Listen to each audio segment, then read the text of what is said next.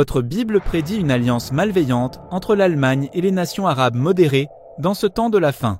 Cette alliance visera principalement la destruction des descendants de l'ancien Israël. Apprenez ce qui doit bientôt se produire dans le monde afin de catalyser cette alliance mortelle, maintenant sur la clé de David, avec Gérald Fleury. Bonjour à tous. Je voudrais vous parler aujourd'hui d'une prophétie très mystérieuse. Les commentaires font des déclarations fortes à ce sujet, mais ils n'en comprennent pas vraiment la signification. Pourtant, c'est quelque chose qui concerne ce temps de la fin et nous avons vivement besoin de la comprendre. Il s'agit d'une guerre à venir et nous devons nous y préparer. En ce temps de la fin, nous devrions certainement la comprendre. Il s'agit d'une prophétie qui oriente la politique en Europe et aussi au Moyen-Orient. Et tout cela s'embrase comme jamais auparavant en ce moment. Cela se déroule sous nos yeux. Vous et moi, nous avons vraiment besoin de comprendre ces événements parce qu'ils deviendront des actualités dans votre région et dans de nombreuses autres régions du monde. Donc, il nous incombe de comprendre cela. Permettez-moi de vous expliquer de quoi il s'agit, cette prophétie mystérieuse. Voici ce que nous avons écrit le 15 avril 2024. Et alors cela deviendra également clair si l'Allemagne conserve un pouvoir politique quelconque dans le monde arabe. Eh bien, un pouvoir politique, qu'est-ce que c'est? Cela se poursuit, un pouvoir politique quelconque dans le monde arabe qui sera en mesure de contribuer à une alliance contre l'Iran, stabilisant ainsi la région. Il s'agit donc de cette prophétie que nous avons vivement besoin de comprendre.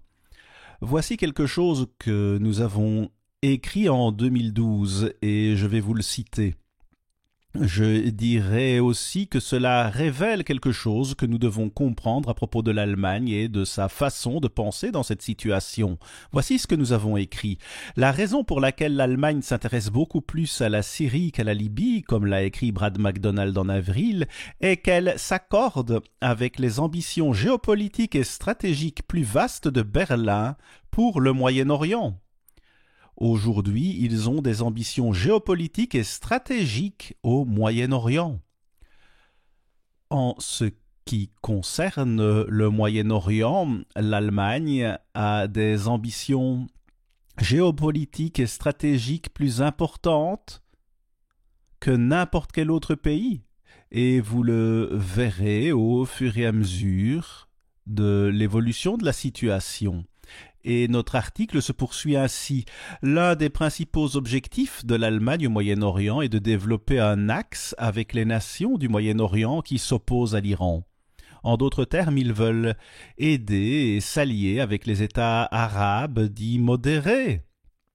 C'est quelque chose que le monde ignore, qu'il ne voit pas du tout de la bonne manière. Et tout cela est lié à cette prophétie mystérieuse. Où se trouve cette prophétie? Permettez-moi d'abord de vous citer le quotidien allemand Die Welt du 14 avril. Voici ce qu'il dit.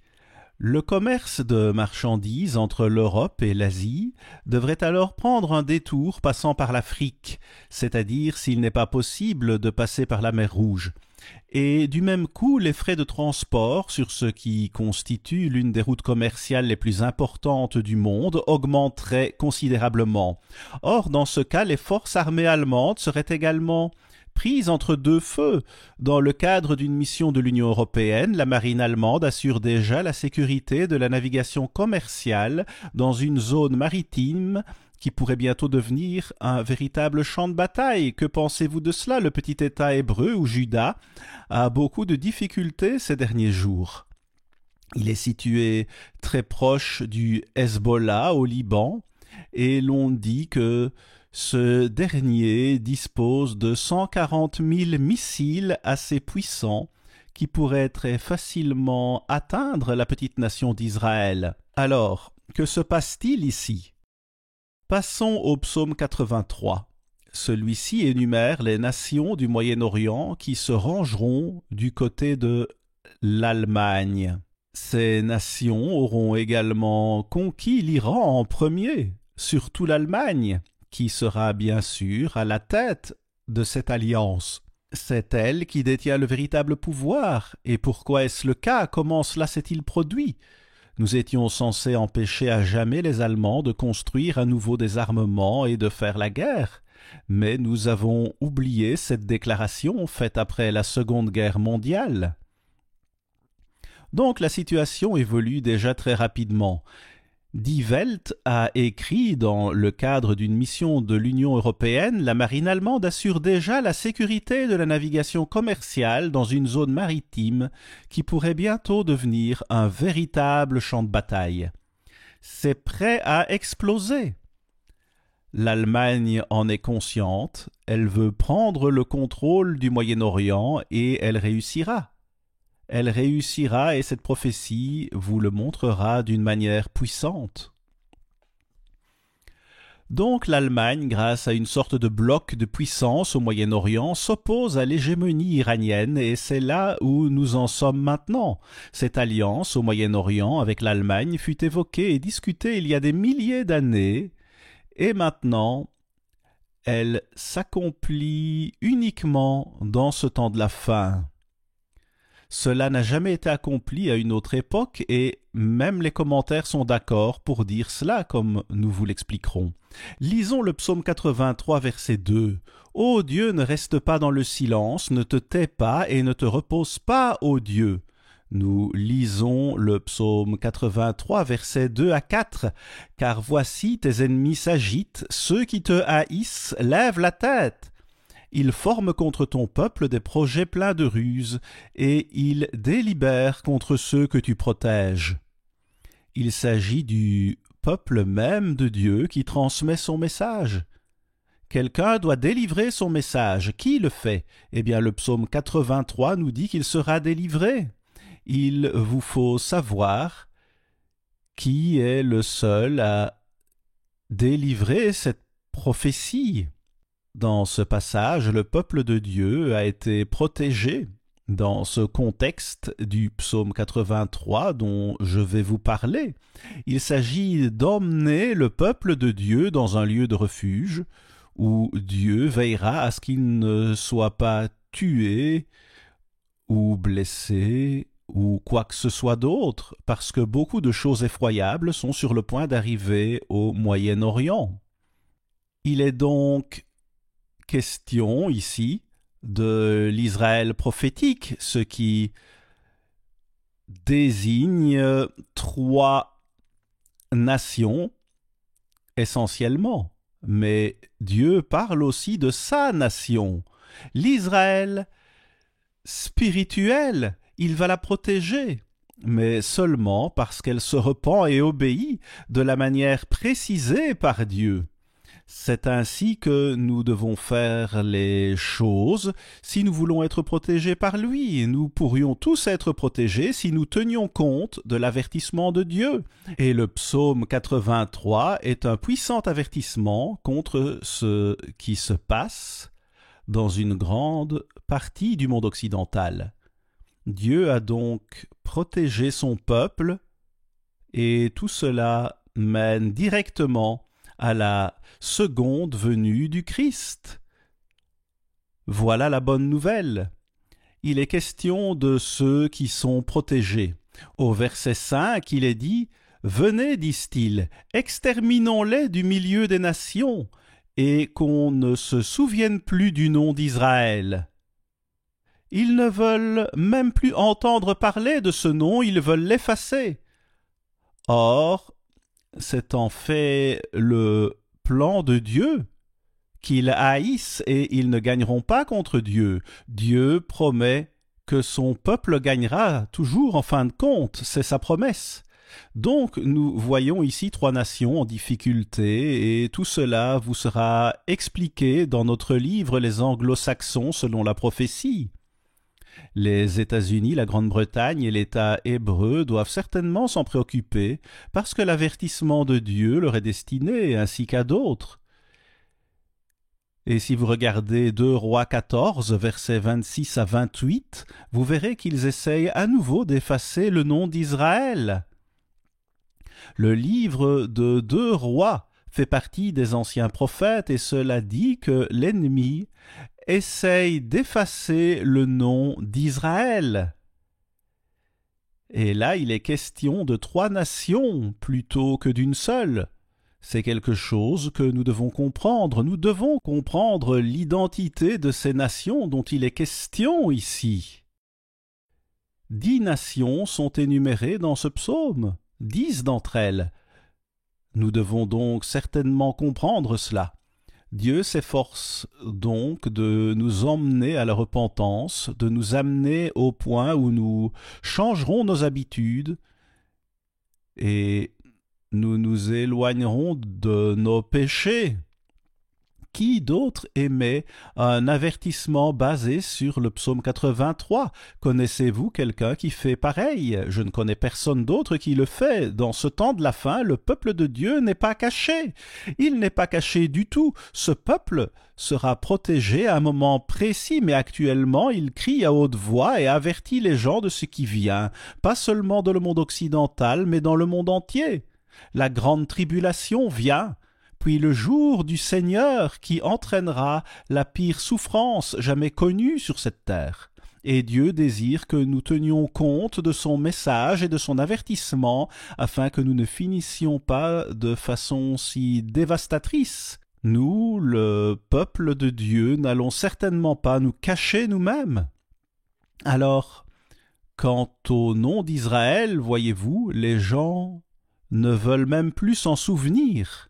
Voilà à quel point ils le détestent, et c'est vraiment Dieu qu'ils haïssent, parce qu'il s'agit du plan directeur de Dieu. Lisons maintenant le psaume 83, versets 5 à 8. Vous y lirez les noms de certains des pays alliés de l'Allemagne. Il y en a 10, y compris l'Allemagne. Si vous ne l'avez pas déjà, vous devriez demander notre livre « Le roi du Sud » qui vous expliquera l'identité de toutes ces nations. Sinon, à quoi serviraient les noms anciens de ces nations? Personne ne connaît leur identité moderne, semble-t-il. Or, si nous ignorons cela, le psaume 83 sera de bien moindre valeur et d'intérêt pour nous. Voici ce qu'il dit. Ils se concertent tous d'un même cœur, ils font une alliance contre toi, les tentes d'Édom et les Ismaélites, Moab et les Agaréniens, Gébal, Ammon, Amalek, les Philistins et les habitants de Tyr. L'Assyrie aussi se joint à eux, c'est-à-dire l'Allemagne. Elle prête son bras aux enfants de Lot, pause. Donc, je vous lis maintenant une autre citation. Dans toute l'histoire, il n'y eut jamais une telle alliance dont l'objectif était d'attaquer ou détruire totalement Israël. C'est ce que vous diront les commentaires bibliques. Cela ne s'est jamais produit auparavant. C'est parce que cette alliance aura lieu uniquement dans ce temps de la fin. On ne trouve dans l'histoire aucune trace d'une crise nationale pareille. Les nations mentionnées dans ce psaume, formant une ligue avec pour but d'anéantir Israël, souligne la Bible encore, comme l'indique le commentaire Lange. Les 10 nations énumérées ici, formant une alliance contre Israël, ne sont jamais mentionnées ailleurs comme alliées en même temps et ayant pour but commun l'anéantissement d'Israël. Cela n'est jamais arrivé auparavant. Alors que se passe-t-il? Qu'est-ce que Dieu veut que nous sachions? Au verset 9, il est question d'Assyrie. Cela correspond aujourd'hui en fait à l'Allemagne. Elle prête son bras aux enfants de Lot. Elle est donc le bras fort de toute cette armée, pourrait-on dire à certains égards. Donc ici, il est question du roi du Nord qui vaincra le roi du Sud, c'est-à-dire l'Iran et ses alliés. Alors une seule nation aura plus ou moins la maîtrise de tout le Moyen-Orient. Cependant, vous verrez que l'Irak, l'Iran, L'Égypte, la Libye et l'Éthiopie sont les grands absents de ce psaume. Pourquoi? Parce qu'ils sont alliés à l'Iran, et l'Allemagne et ses alliés arabes, vont bientôt s'emparer de ces pays. Vous verrez cela se produire même de votre vivant. Dans Ésaïe 10, versets 5 à 7, Dieu dit qu'il se sert en fait de ce peuple afin de corriger son propre peuple qui devrait se repentir mais ne le fait pas. Ce dernier porte le nom d'Israël, les trois nations qui sont vraiment l'Israël prophétique d'aujourd'hui. C'est ce que nous expliquons dans les Anglo-Saxons selon la prophétie, et si vous ne l'avez pas déjà, veuillez commander ce livre, et tout cela sera éclairé pour vous. Commandez également notre livre Le Roi du Sud. Ainsi vous verrez à quelle nation moderne correspondent ces noms anciens. Vous apprendrez leur identité et vous verrez à quel point c'est une compréhension cruciale. Voici ce que le Wall Street Journal a écrit concernant le parti de droite en Allemagne, l'AfD, le traitant de parti politique d'extrême droite. Ce parti monte en popularité plus rapidement que n'importe quel autre parti en Allemagne, si j'ai bien compris. C'est l'extrême droite et on pourrait même l'appeler le parti nazi, car les choses vont dans ce sens. Ce parti risque de mettre en danger la démocratie selon le Wall Street Journal. L'Allemagne s'allie avec les nations au Moyen-Orient et elle consacre de multiples milliards de dollars au renforcement de ses forces armées. Son ascension est si rapide que les gens ne savent même pas qu'elle est déjà une superpuissance. Et elle deviendra encore plus forte parce qu'elle sort les gros moyens afin de renforcer son armée. La même armée qui a déclenché 2 guerres mondiales. Cela devrait nous inciter à faire attention. L'Allemagne répétera-t-elle son histoire? En effet, c'est ce que dit votre Bible. Alors, qui comprend cela? Qui? Cela fait plus de 75 ans que nous proclamons ce message. Et Dieu dit, bon, je t'ai adressé plusieurs avertissements au fil des ans, je vais le faire une dernière fois, et après ce sera la fin. C'est ce que dit Amos 7, verset 8. C'est un livre destiné au temps de la fin et notre brochure sur ce sujet vous l'expliquera. Tous nos ouvrages sont gratuits. Ils vous sont offerts. Nous souhaitons les distribuer au plus grand nombre de gens possible. Donc vous devez lire cela vous-même. Dieu désire que nous nous repentions, nous tous, vous et moi, tout le monde. Il convertira totalement ce monde très rapidement, et j'en dirai plus dans la conclusion. Dans le psaume 83, verset 14, cela dit « Mon Dieu, rends-les semblables au tourbillon, au chaume qu'emporte le vent, au feu qui brûle la forêt, à la flamme qui embrase les montagnes. Poursuis-les ainsi de ta tempête. » Couvre leur face d'ignominie afin qu'ils cherchent ton nom, ô Éternel, qu'ils soient confus et épouvantés pour toujours, qu'ils soient honteux et qu'ils périssent, qu'ils sachent que toi seul, dont le nom est l'Éternel, tu es le Très-Haut sur toute la terre. Dieu est sur le point de prendre le relais, c'est de cela qu'il s'agit.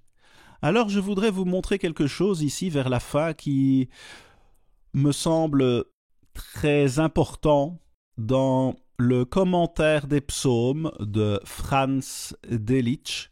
Au verset 1, on devrait lire « Elohim ne te repose pas, ne garde pas le silence et ne te repose pas, ô Dieu. Pourquoi utiliser ici le mot Elohim?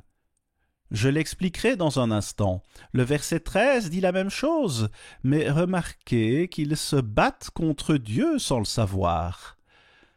Le verset 13 dit « Ils ont dit, prenons en possession les demeures d'Élohim » ou de la famille divine, le peuple de Dieu et les nations d'Israël qui étaient censées proclamer tout cela au monde. Ces nations étaient censées montrer au monde comment vivre à la manière de Dieu, ce qui apporte le succès, toutes sortes de prospérité, et la sécurité, ce qui élimine les violences. Mais aujourd'hui, ce n'est pas le cas. Qu'est-ce qui a mal tourné? Ils se battent contre la famille de Dieu. C'est ce que cela signifie. Permettez-moi de vous lire la définition de ce mot que j'ai mentionné. Le mot traduit par Dieu est dans l'original Elohim, un nom collectif qui sous-entend plus d'une personne. Les mots famille, église, groupe sont des noms à sens collectif. C'est ainsi qu'une famille se compose de 2 ou davantage de membres, une église de nombreux fidèles, un groupe de plusieurs personnes. Dieu est une famille. Il désire que même les ennemis d'Israël le comprennent. Il veut que tout le monde le comprenne. C'est comme le premier chapitre du livre de Jean. Vous devriez le lire, où Dieu et la parole sont devenus Dieu le Père et Dieu le Fils. Pourquoi cela s'est-il produit? Eh bien, je vous dirai rapidement pourquoi cette famille divine est si passionnante. Je voudrais souligner quelque chose dans Hébreux 2, verset 8. Tu as mis toutes choses sous ses pieds. Nous allons recevoir l'univers entier. En effet, en lui soumettant toutes choses, Dieu n'a rien laissé qui ne lui fût soumis.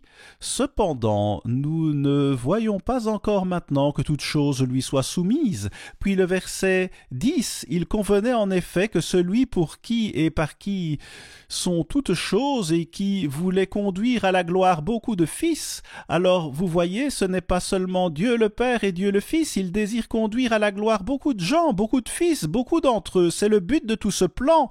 Il veut que même ses agresseurs violents l'apprennent aussi. Dieu enseignera cela au monde entier et il les amènera dans sa famille. Dans sa famille, c'est un objectif à couper le souffle que nous devrions adopter comme le nôtre. Nous devons le comprendre. À la semaine prochaine, ici Gérald Fleury. Au revoir les amis.